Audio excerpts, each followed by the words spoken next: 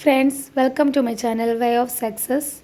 Today we are discussing about important multiple choice questions from pediatric nursing. Okay, let's start with the questions.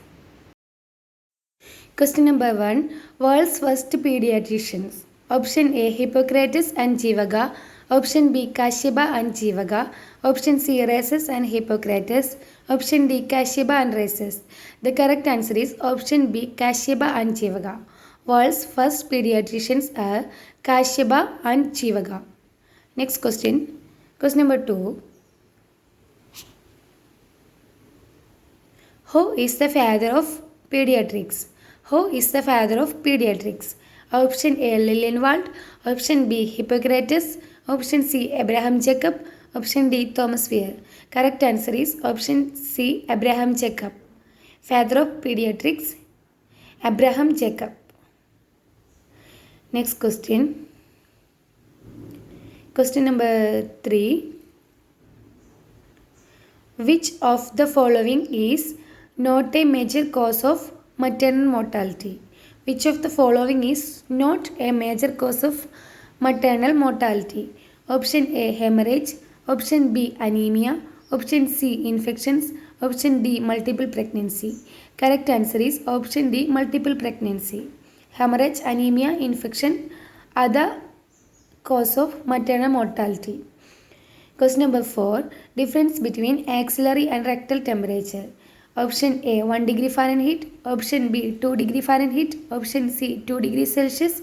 Option D none of the above. The correct answer is option B 2 degree Fahrenheit. Difference between axillary and rectal temperature is 2 degree Fahrenheit. Okay. Next question number 5. Newborn baby with APGAR score 7 indicates. Option A. Best possible condition. Option B. No difficulty in adjustment to life. Option C. Moderate difficulty in adjustment to life. Option D. Severe distress. The correct answer is option B. No difficulty in adjustment to life. A newborn baby with total score 10 indicates it is the best possible condition. The score 7 to 10 indicates there is no difficulty to adjustment to life. The score 4 to 6 indicates moderate difficulty in adjustment to life. The score 3 or less indicates there is severe distress to the baby. Okay, and there is a total number of scores 6-7 indicates there is no difficulty in adjustment to life. Question number 6. In newborns, normally the cord comes off on which day? Option A 2nd, option B 6th, option C 10th, option D after 2 weeks. The correct answer is option B 6th. In newborns, the cord normally comes off on 6th day.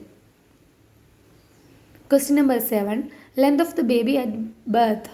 Option A 49 to 50 centimeter. Option B 56 to 58 centimeter. Option C 38 to 40 centimeter. Option D 42 to 43 centimeter. The correct answer is option A 49 to 50 centimeter.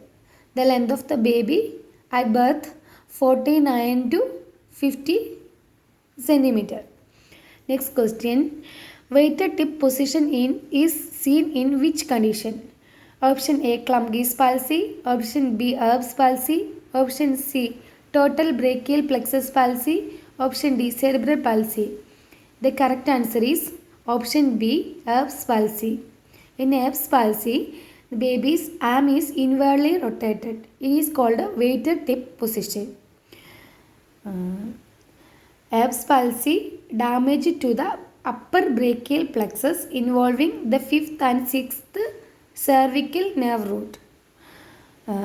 This is occurs at the time of delivery by breech or shoulder dystocia due to excessive lateral flexion, rotation or traction of the head and neck causing damage to the brachial plexus.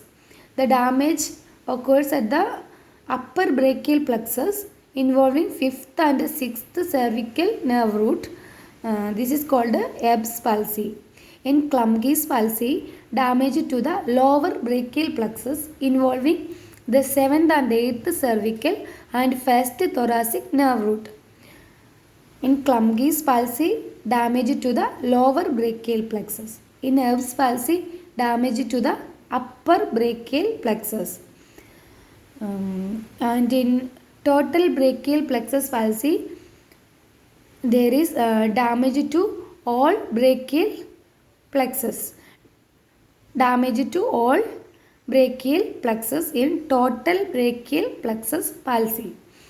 Erb's palsy, damage to upper brachial plexus involving 5th and 6th cervical and 5th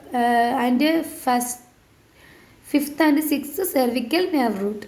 In Klumpke's palsy, damage to lower brachial plexus involving 7th and 8th cervical and 1st thoracic nerve root. In total brachial plexus palsy, damage to all brachial plexus. Question number 9. In spina bifida occulta, defect only seen in dash. Option A, spinal cord. Option B, meninges. Option C, vertebrae. Option D, both A and B. The correct answer is option C, vertebrae. Spina bifida means malformation of the spine in which the posterior portion of the lamina of the vertebrae fails to close. Spina bifida is the malformation of the spine in which posterior portion of the lamina of the vertebrae fails to close. There are 3 types of spina bifida. Spina bifida occulta, meningocele and meningomyelocele. In spina bifida occulta, defect only seen in the vertebrae. It affect only in the vertebrae. In meningocele, meninges protrude through the opening in the spinal canal. In meningocele, meninges protrude through the opening in the spinal canal. In meningomyelocele, spinal cord and cord membranes protrude through the defect in the lamina of the spinal canal. Spina bifida occulta, defect only in the vertebrae. In meningocele, meninges protrude through the defect. In meningomyelocele, spinal cord and cord membranes protrude through the defect in the lamina of the spinal canal. Okay. Question number 10. Which clubfoot condition heels being turned inward from the midline of the leg? In which clubfoot condition heels being turned inward from the midline of the leg? Option A, talipes valgus. Option B, talipes calcaneovarus. Option C, talipes equinovalgus. Option D, talipes varus. The correct answer is option D, talipes varus. Talipes varus means due to the heels being turned inward from the midline of the leg. Heels being turned inward. Varus means heels turned inward. Heels turned inward. In talipes valgus, heels turned outward.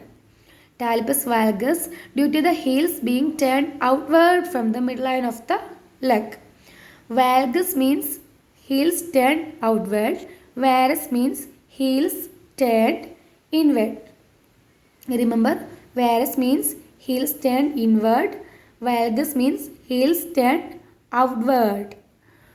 Okay, next talipes equinovalgus. Talipes equinovalgus due to the heels being elevated and turned outward from the midline of the body. Talipes equinovalgus. Valgus means turned outward. Equinovalgus means heels elevated and turned outward. In talipes equinovalgus, heels elevated and turned outward. In talipes calcaneovarus, due to the heels being turned towards midline of the body and the anterior part of the foot being elevated. In talipes calcaneovarus, anterior part of the foot elevated and heels turned inward. Varus means inward. Calcaneovarus means anterior part of the foot elevated and turned inward. Talipes varus means heels turned inward. Talipes valgus means heels turned outward. Okay. Here is the end of this video. Thank you all. For more videos, please subscribe my channel, and if you like this video, share with your friends. Okay, thank you.